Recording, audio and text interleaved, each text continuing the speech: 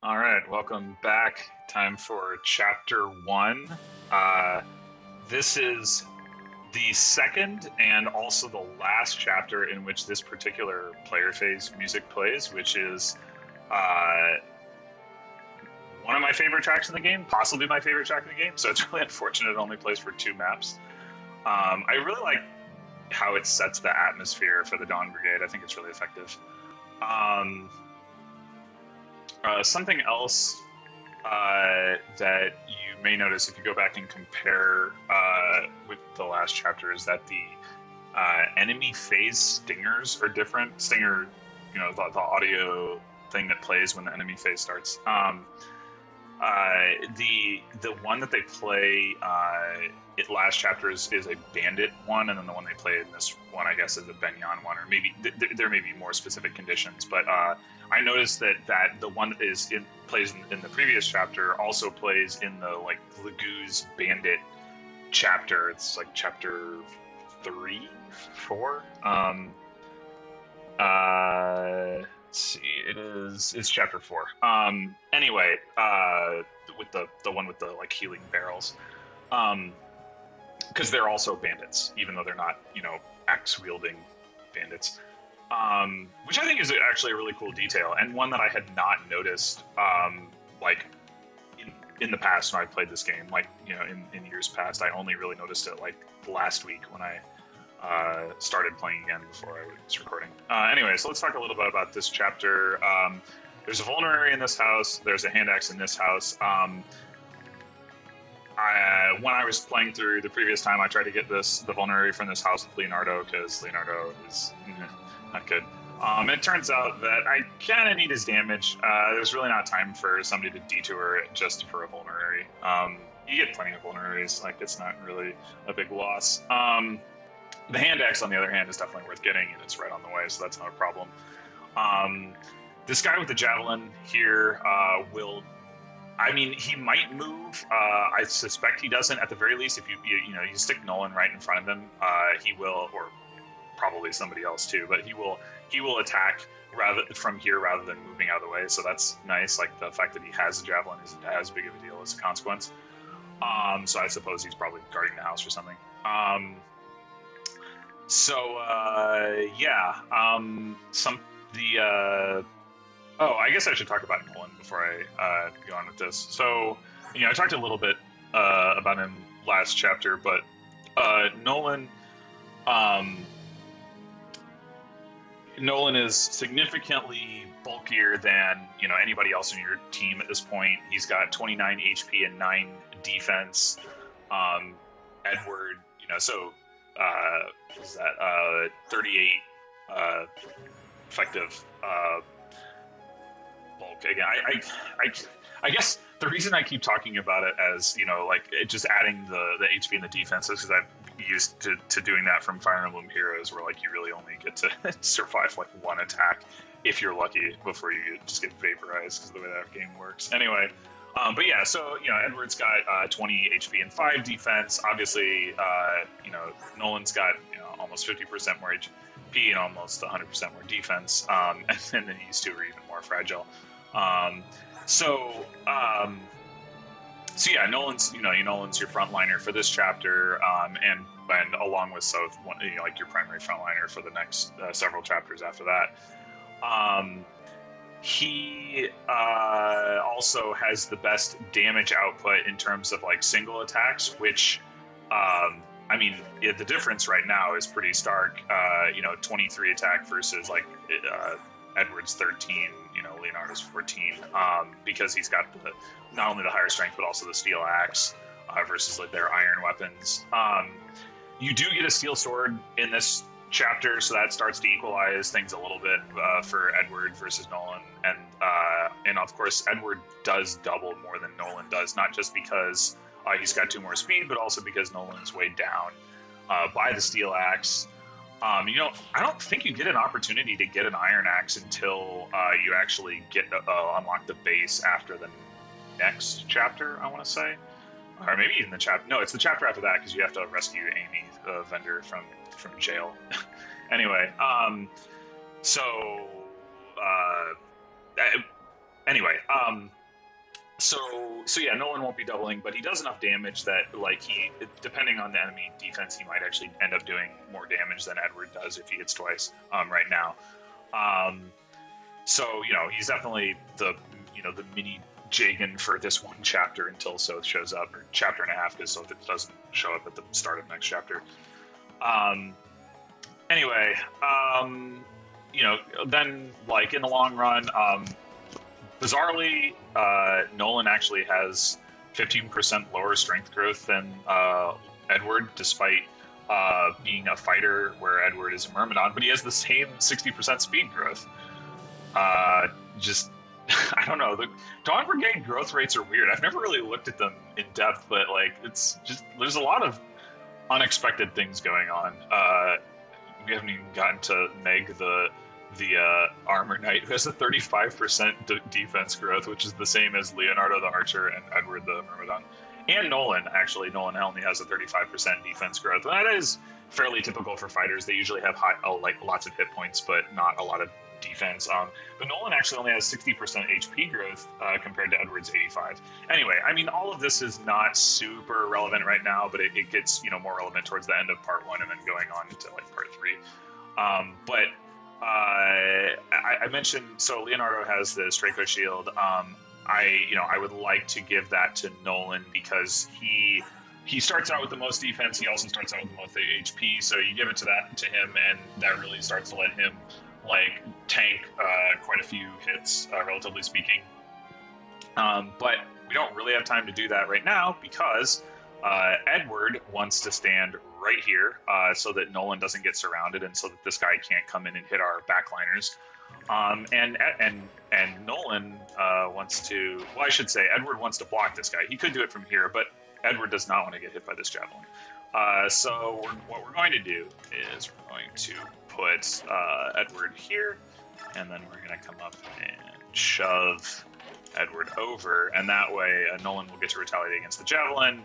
Edward will only take one attack between these two guys, and because they will, with 17 attack, they actually do 12 damage to him.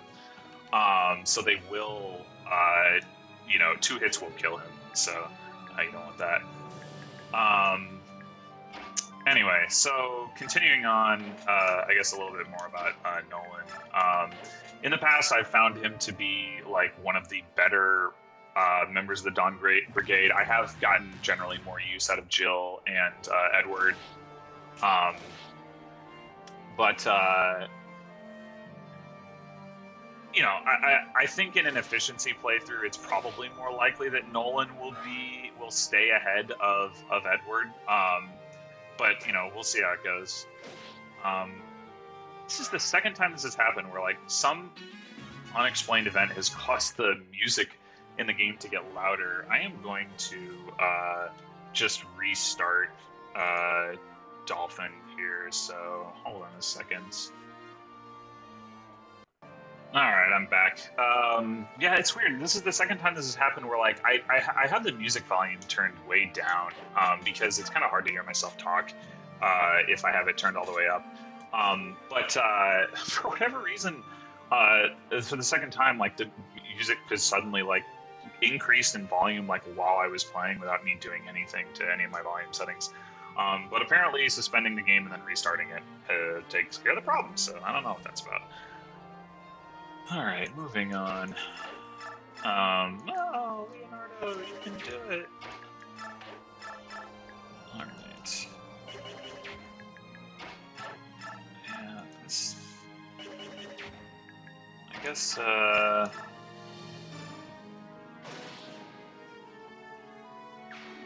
Oh, I should have mentioned, that the, let's see, the bonus XP threshold for this chapter is 7 turns, which might sound generous, but this chapter is pretty rough, actually, and I honestly have had trouble meeting that threshold. And I don't know if... Let's see. Did he... I've already forgotten. Did he miss or did? Oh no, he doesn't double him. Yeah, I think the last time I played through this, Edward got a speed level and then was able to double this guy. Because now, like, I don't even know like how I'm gonna take him out because Edward can't double him, and like maybe I need to back Edward up to here and then like allow two of them to hit Nolan so that I can get like enough damage on them to actually be able to kill them all. Because if I leave Edward here, like if I hit this guy, so if I hit this guy with Micaiah and heal Edward, and then Edward kills him on enemy phase, and this guy's gonna come in and kill Edward probably. Yeah, I think. I mean, I guess. Ugh. Yeah, if Nolan were here, I would. Nah, it doesn't even matter. All right, yeah, I think that's what I'm gonna do actually. Now the question is, do I want to sacrifice, or do I want to use a? I guess I'll use an herb and sacrifice. Just split the difference.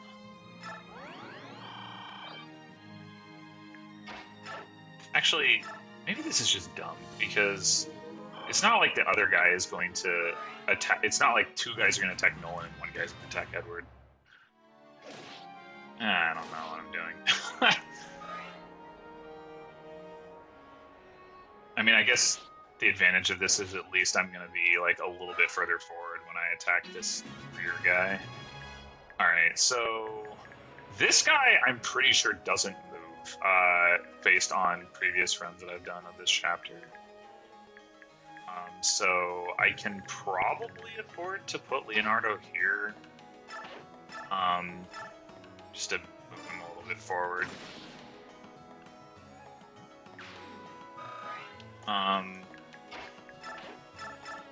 But yeah, this is ugly.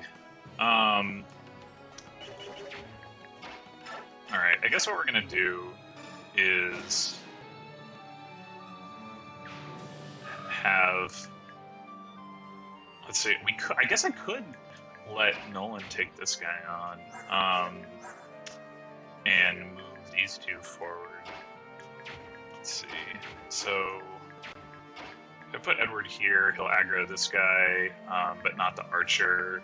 I can either sacrifice the Micaiah or have her visit the house. Probably makes more sense to visit the house, so I don't have to do that later. All right, let's see. Can he, with 18, 5 is 23. Okay, so he can easily survive the Iron Lance dude. An herb.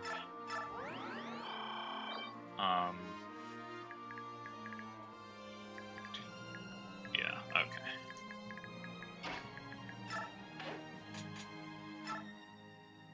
So we'll get ourselves a hand axe. Did I say?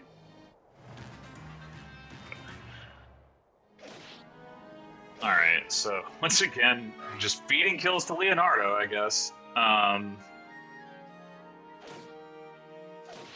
my gosh, he doesn't double that guy either. This is... Yeah, Edward not getting a speed level last map really sucks. Okay, Ugh. Actually, can Edward get this kill? Nope.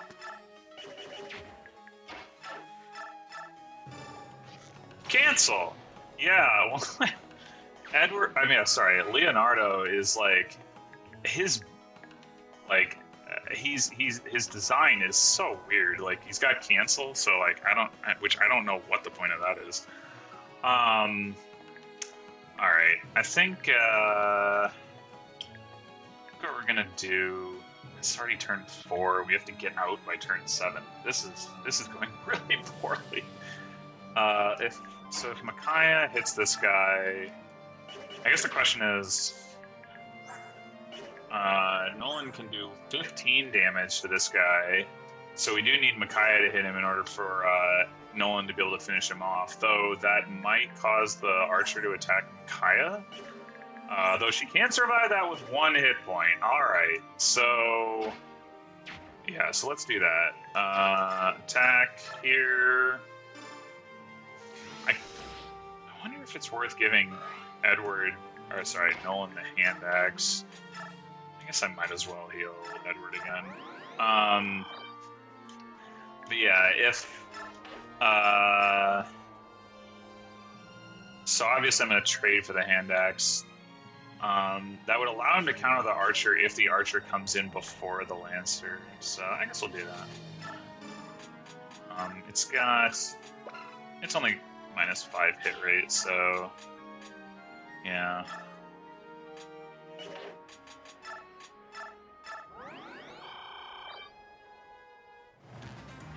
Hey, although I really didn't want him standing there blocking my path.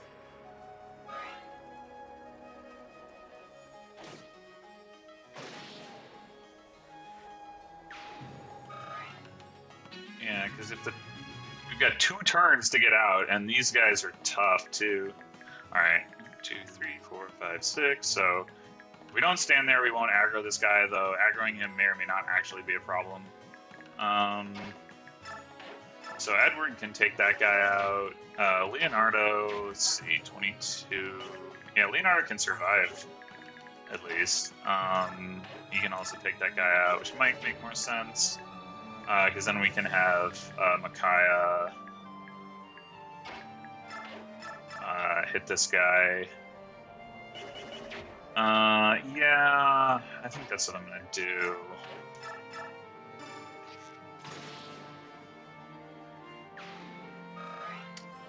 All right, let's see what Leonardo gets. Strength. All right, that's good.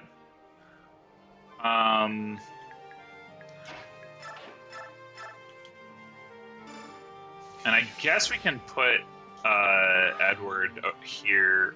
2, 3, 4, 5, 6. I mean, that means he can't escape next turn, but I don't know that really matters. It also means he can't attack the boss next turn, which might matter more. 2, 3, 4, 5, 6. Like it. Yeah. Let's see. Oh, Nolan can take this guy out. All right. That is really nice. Yeah, so...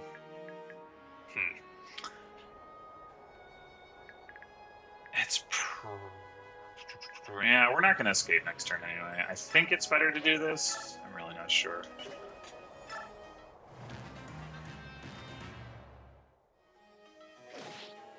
Ah, come on. Gotta get those crits, man. Slightly over 50% chance. I assume crits don't use 2 RN. Oh, hey, he can attack this guy, though. That's... I mean, well, that might be suicide.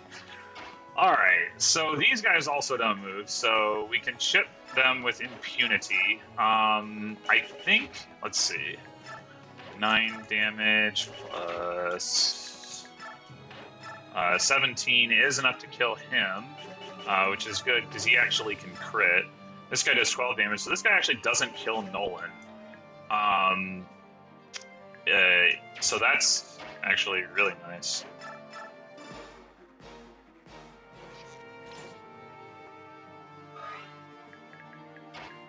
So we might actually be able to pull this off. Unfortunately, Micaiah is not going to be able to trade the hand axe to Nolan unless she can actually take a hit from that enemy, which I doubt she can. Strength and speed. Oh man, that's a good level. That's a really nice level. Yeah, not even close. All right. So Edward, what are we doing with you? I mean, we gotta block this guy, I guess. So I guess you go ahead and use a vulnerary. And then might as well... Oh, actually, might as well attack this guy. Yeah. So there are 2 reinforcements that show up at the bottom of the map, although they might not show up until turn 8. I mean, it doesn't really matter, but it is something to try to kind of, like, push you along. Alright, that's better. Strength and speed. Here we go. So, given the turn count requirement, I think we're just going to run out and not deal with that guy at all. So we do want to get the steel sword on Edward, and we also want to get the Draco shield on Nolan's. The way we're going to do that is like so.